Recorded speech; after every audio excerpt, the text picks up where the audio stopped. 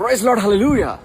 ఏదైతే కొంతమంది ప్రార్థన చేసినప్పుడు పరిస్థితులు ఆలస్యం అవుతుందో, గర్భఫలమే కానివ్వండి, జాబ్ విషయమే కానివ్వండి, కొన్ని ఫినాన్షియల్ ప్రాబ్లమ్స్ ఏదైతే ఫేస్ చేస్తా ఉన్నారో ఆ పరిస్థితులు ప్రార్థన చేసినప్పుడు ఏదైతే ఆలస్యం జరుగుతుందో ఆ సమయంలో చాలా మంది అనుకుంటూ ఉన్నారు, దేవుడు నా ప్రార్థన ఆలకిస్తున్నాడా, దేవుడు నా ప్రార్థన వింటా ఉన్నాడా.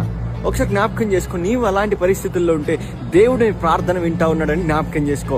ఆయన తగిన సమయంలో నువ్వు ఊహించిన దానికంటే శ్రేష్టమైనది నీకు ఇవ్వబోతున్నాడని జ్ఞాపకం చేసుకో. ఒక ఉదాహరణ చెప్తే మీకు అర్థం అవుద్ది.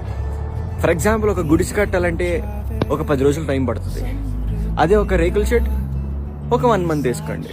అదే ఒక గ్రూప్ హౌస్ కట్టాలంటే దగ్గరికి కొన్ని నెలలు పడుతుంది.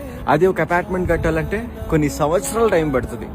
సో ఇవన్నిటిలో ఏదైతే ఎక్కువ సమయం పడుతుందో అదే ఎక్కువ వాల్యూ, అదే ఎక్కువ డబ్బుల్ని ఇస్తుంది, అదే ఎక్కువ ఘనత, అదే ఎక్కువ గొప్పది.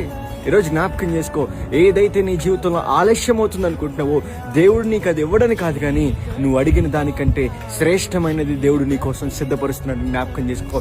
కనుక ఏదైతే ఆలస్యం అవుతుందో విశ్వాసంతో, నిరీక్షణతో ప్రార్థించు. తగిన సమయంలో ఆ ఆశ్చర్య కార్యము దేవుడు నీ జీవితంలో జరిగించి శ్రేష్టమైన బహుమతితో నిన్ను ఆనందింపచేయునుగాక.